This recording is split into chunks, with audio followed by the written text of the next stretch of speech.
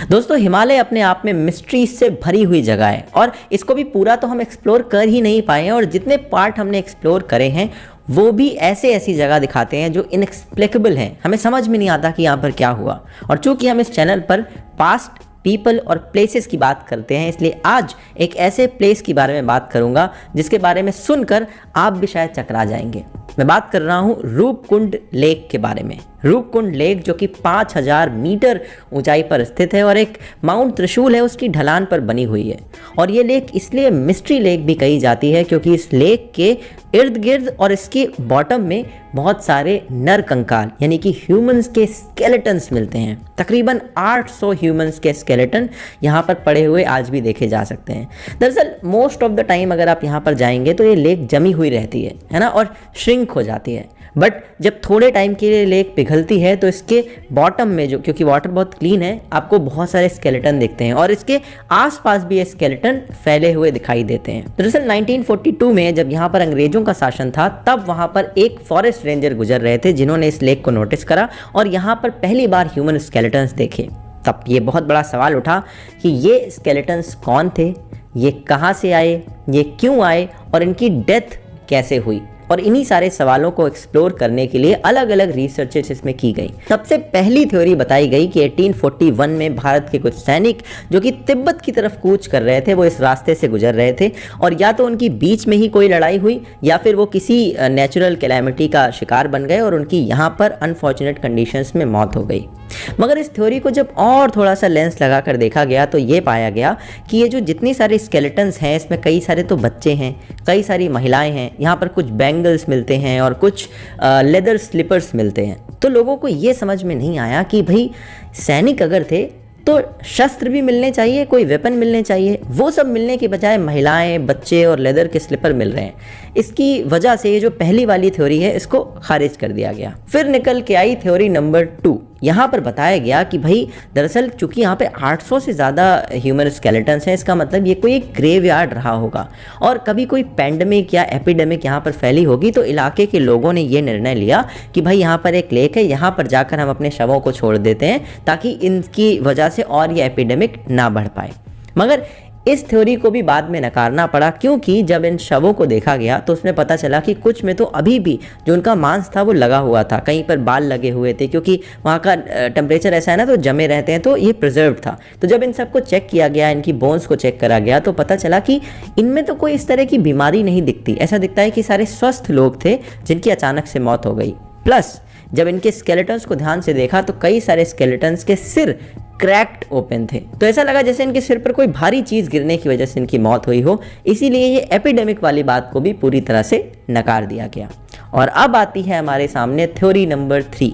यहाँ पर कहा जाता है कि चूँकि यहाँ पर एक नंदा देवी जी की पहाड़ी है, एक मंदिर भी है और नंदा देवी राज जाट नाम से एक यात्रा भी निकलती है। तो बताते हैं कि कोई राजा हुआ करते थे, उनकी राजा, उनकी रानी और उनकी प्रजा के कुछ लोग इसी यात्रा में जाते थे और उसी से ये एक्सप्लेन होता है कि वहाँ पर क्यों बैंगल्स हो सकते हैं, क्यों बच्चे हो सकते हैं, क्यों महिलाएं हो सकती हैं, क्योंकि हो सकता है ये एक पिलग्रिमेज रहा हो जो उस मंदिर की तरफ जा रहा था और बीच में कोई तूफान आया, कोई बर्फीला तूफान आया जिसकी वजह से इनकी मौत हो गई हो। और इसकी कहानी दरअसल लोकल फोक सॉन्ग्स में भी मिलती है। तो उत्तराखंड के इस रीजन में जब आप जाएंगे, लोगों से बात करेंगे तो वो ये बताते हैं कि हमारे यहाँ एक फोक सॉन्ग चलता है जिसमें कहा जाता है कि नंदा देवी जब रुष्ट हो गई तो उन्होंने ऐसे बड़े बड़े ओले बरसाए जो कि लोहे से भी ज़्यादा सख्त थे और उसकी वजह से शायद इन लोगों की मौत हुई हो। तो एक लंबे समय तक ये धारणा बन गई कि भाई थ्योरी नंबर 3 ही असली कारण है इन सारी मौतों का और ये सारे स्केलेटन्स के पीछे का यही एक्सप्लेनेशन है। मगर इसमें एक बड़ा क्वेश्चन मार्क और सबसे बड़ा ट्विस्ट आया 2019 में। 2019 में क्या हुआ कि 5 साल की एक रिसर्च जो चल रही थी जिसमें कि 28 को ऑथर्स इन्वॉल्व थे जो कि 16 इंस्टीट्यूशन से आते थे और ये इंस्टीट्यूशंस इंडिया, यूएस और जर्मनी में बेस्ड हैं। इस पूरी की पूरी रिसर्च को जब 5 साल के बाद 2019 में पब्लिश किया गया तो इसमें बहुत सारी ऐसे चौंकाने वाली चीज़ें सामने आई। पहली बात इन्होंने बताई कि यहाँ पर जितने स्केलेटन्स मिलते हैं ये सारे किसी एक ग्रुप का पार्ट नहीं थे, इवन 2-3 साल आगे पीछे भी नहीं। 1000 साल का डिफरेंस है कई सारी बॉडीज़ में। तो ये 1000 साल के डिफरेंस में कई सारे डिफरेंट लोगों की बॉडीज़ यहाँ पर आकर जमा होती रहीं। दूसरी बात जो इन्होंने बताई, जो और ज़्यादा गहरा देती है इस पूरे सस्पेंस को, वो ये है कि इस स्केलेटन्स में कुछ लोग तो साउथ एशियन मूल के थे, जो इधर के एरिया के लोग आते हैं, बट कुछ ऐसे भी लोग थे जो कि ग्रीक आइलैंड से आते हैं, जो कि इस समय यूरोप में पड़ता है, ग्रीक आइलैंड ऑफ क्रेट, वहाँ के भी लोग यहाँ पर दिखाई देते हैं इन स्केलेटन्स में। और ये बात इस सारी पहले वाली थ्योरीज को गलत साबित कर देती है, क्योंकि अभी तक क्या दिमाग चल रहा था कि कोई एक इंसिडेंट हुआ होगा जिसमें 800 लोगों की मौत हो गई, मगर अगर 1000 सालों का डिफरेंस है लोगों की मौत में और इतने डाइवर्स सेट ऑफ लोग यहाँ पर स्केलेटन्स के बीच में मिलते हैं, तो इसका मतलब कि अलग अलग समय पर अलग अलग लोगों की डेथ एक ही जगह पर हुई है। अब प्रॉब्लम ये है कि ग्रीक लोग 1000 साल पहले यहाँ पर क्या कर रहे होंगे? तब तो ट्रैवल पॉपुलर नहीं थी, ये तो इस लेक तक जाने के लिए एक लंबा ट्रैक भी करना होता है, तो इतना उन्होंने ट्रैक क्यों करा, जबकि ये किसी भी ट्रेड रूट में भी नहीं पड़ती लेक, है ना। और इसके कोई रिकॉर्ड भी नहीं अवेलेबल है कि इतने बड़ी मात्रा में कोई ग्रीक्स यहाँ पर आए हों और अचानक से गायब हो गए हों, क्योंकि ये उस समय के मामले में एक बड़ी घटना है कि इतने बड़ी संख्या में ग्रीक 1000 साल पहले आए और हिमालय में गायब हो गए।